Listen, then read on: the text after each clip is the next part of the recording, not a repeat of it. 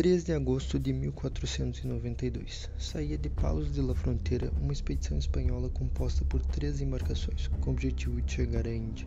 Essa expedição era comandada por Cristóvão Colombo. No dia 12 de outubro do mesmo ano, ele chegava em Guanahani, como era chamada pelos nativos, onde hoje é São Salvador, nas Bahamas. Colombo acreditava que tinha chegado em algum lugar remoto da Ásia, quando na verdade tinha encontrado o segundo maior continente do planeta e mudaria a história para sempre.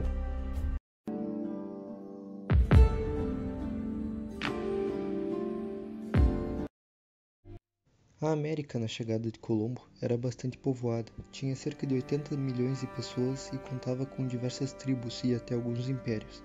Colombo então nomeou as ilhas onde chegou de Índias Ocidentais e já entrou em contato com alguns povos que habitavam as ilhas do Caribe. Desde cedo era notável que os europeus não eram amigáveis, e em busca de ouro e prata, que era o que motivava os marinheiros, mataram vários habitantes dessas ilhas. Isso foi se agravando quando cada vez mais europeus chegaram curiosos pelas riquezas do Novo Mundo. Hispaniola foi como ficou conhecida a primeira ilha conquistada pelos espanhóis. Lá foi fundado o assentamento de São Domingo e era lá a base para a exploração no Caribe. Em poucos anos, a população indígena das Antilhas, como também eram chamadas as Índias Ocidentais, foi dizimada. Isso ocorreu por diversos fatores, como a escravidão dos povos indígenas, que eram forçados a realizarem trabalhos brutos, a fome, as guerras e o principal fator, as doenças trazidas pelos europeus. Creio que, se começarmos, em breve vossas altezas conseguirão converter a nossa santa fé uma multidão de povos, ganhando grandes territórios e riquezas, assim como todos os povos da Espanha. Este trecho escrito por Colombo mostra quais eram os anseios da Espanha nessa nova terra, que, claro, queria ouro, prata e novos territórios, mas também desejava converter cada alma lá existente à fé cristã. Mesmo com a reforma protestante, a Igreja Católica ainda tinha bastante poder no início do século XVI, e motivava o expansionismo na América, pois queria catequizar os indígenas e mostrar a eles os valores cristãos. Isso foi usado tanto para motivar os soldados espanhóis, quanto para justificar as mortes e a conquista de civilizações inteiras. Ainda no início do século XVI, os espanhóis começaram a organizar expedições militares rumo ao interior do continente. Em uma dessas expedições, em 1519, Hernán Cortés chegou ao litoral do México. Contava com 11 navios, 100 marinheiros e 600 soldados. Desembarcava em terras astecas. Sua chegada foi rapidamente noticiada a Montezuma, imperador asteca, que se esforçou e tentou fazer uma amizade entre os impérios, mas a Espanha queria apenas a guerra, e nada mudaria isso. Cortés então foi recebido por Montezuma na capital asteca, Tenochtitlan, e ficou maravilhado com o que viu. A capital asteca possuía aproximadamente 300 mil habitantes, enquanto Madrid, capital espanhola, possuía 40 mil. O uso ostensivo de ouro e prata nas construções e estruturas interessou ainda mais os espanhóis, que em um certo dia, com a ausência de Cortés na cidade, assassinaram cerca de 2.000 pessoas, o que ocasionou na revolta da população asteca e na expulsão dos espanhóis de Tenochtitlan. Os astecas teriam tido sucesso na rebelião, porém, durante o ocorrido, o imperador Montezuma foi morto, o que causou um desamparo no Império Azteca. Vendo essa vulnerabilidade, Cortés conseguiu o apoio de povos indígenas que não gostavam dos astecas e cercou a capital, envenenando a água e bloqueando a cidade completamente. Após 3 meses de vários confrontos, a cidade caiu, e o outrora poderoso Império Azteca estava agora à mercê dos espanhóis. Muitos historiadores debatem as causas da queda deste império, pois como poucas centenas de soldados conseguiram vencer um império tão vasto e populoso, existem várias explicações, entre elas, claro, a tecnologia espanhola, que contava com canhões, armas de fogo, espadas muito bem forjadas e armaduras de extrema resistência. Mas além disso, o apoio indígena foi fundamental para essa conquista, pois contribuíram com milhares de soldados. As táticas militares europeias, que obviamente eram muito superiores, também ajudaram, já que os astecas nunca tinham lutado contra inimigos tão disciplinados e com tamanha estratégia no campo de batalha.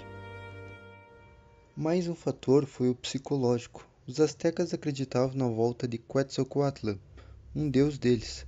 Com a chegada de Cortés, ele pode ter sido comparado a esse deus, por causa das tecnologias espanholas, que eram diferentes de tudo na América naquela época. Isso justificaria o porquê os astecas foram tão amigáveis com os espanhóis no começo, e imaginar uma luta contra um deus deve ter afetado bastante o psicológico deles. Mas talvez a maior causa foi algo que punha a humanidade desde os primórdios: as doenças. As doenças trazidas pelos espanhóis eram muito fortes, como a varíola. O organismo dos indígenas não estava preparado para tal doença, e provavelmente foi isso que resultou na queda dos astecas. Tahuantinsuyo, o Império das Quatro Direções, como era chamado o Império Inca pelos nativos, era vasto, se estendia pela Cordilheira dos Andes, nos territórios do Peru, Equador, Bolívia, Colômbia, Chile e Argentina. Teve no seu apogeu mais de 10 milhões de habitantes. Tinham vários idiomas, mas introduziram o Quechua como sua língua principal. Sua capital, Cusco, ficava a 3.400 metros de altitude. E assim era esse incrível império, nas montanhas, o Império do Sol. Em 1531, os Incas estavam passando por uma guerra civil, após a morte do imperador. Os seus dois filhos disputavam pelo poder, Huáscar, o filho mais velho, e Atahualpa, o segundo filho. Huáscar comandava a região da capital Cusco, enquanto Atahualpa comandava a região de Quito. O segundo filho, então, avançou contra as terras de seu irmão, ignorando o desejo de seu pai, que os dois irmãos governassem juntos o império. E após várias batalhas, a morte de milhares de pessoas e a prisão de Huáscar, conseguiu vencer a guerra, chegando ao controle total do império. Porém, o império estava enfraquecido por causa da guerra, e nesse momento ele foi avisado sobre a chegada de estrangeiros no seu litoral. Eram os espanhóis. Francisco Pizarro era um nobre espanhol nascido em Trujillo, na Espanha. Em 1531 comandava cerca de 200 homens e dispunha de 30 cavalos quando desembarcou em Tumbes, cidade inca. Ficou sabendo da instabilidade do império e foi logo ao encontro de Atahualpa, na cidade de Cajamarca. Atahualpa então ofereceu a Pizarro todo o ouro que o Império Inca poderia dar em troca de sua liberdade. Pizarro aceitou e os incas juntaram o ouro de todos os cantos do império. Enquanto isso acontecia, Atahualpa mandou matar o seu irmão Huáscar, pois temia que ele se aliasse aos espanhóis e assumisse o trono inca. Após Atahualpa entregar uma enorme quantia de ouro, Pizarro não cumpriu a sua parte do acordo e mandou matar Atahualpa. Então, após a morte do imperador, a capital Cusco caiu e os incas eram praticamente derrotados. Porém, Manco Cápac, meio-irmão de Huáscar, foi colocado pelos espanhóis como imperador fantoche em Cusco. A ideia era de evitar rebeliões, já que os incas teriam o imperador do sangue deles, mas aconteceu o oposto, e Cápac fugiu da capital com alguns soldados. Depois de organizado, voltou e cercou a cidade por um ano, mas não obteve sucesso, então Cápac fugiu com seus homens para Vilcabamba, na Amazônia. Lá eles resistiram por algumas décadas, até que em 1572 o último imperador inca, Tupac Amaru, foi capturado e morto, acabando assim o vasto Império Inca, o maior império da América pré-colombiana. Após a conquista espanhola, dos estimados 80 milhões de indígenas que aqui viviam, restou apenas 10 milhões, e mudou a história como um todo.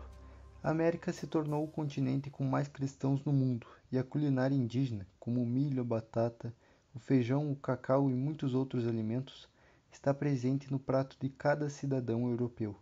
Houve um choque de culturas, que ao passar dos séculos moldaria a história dos dois continentes para sempre.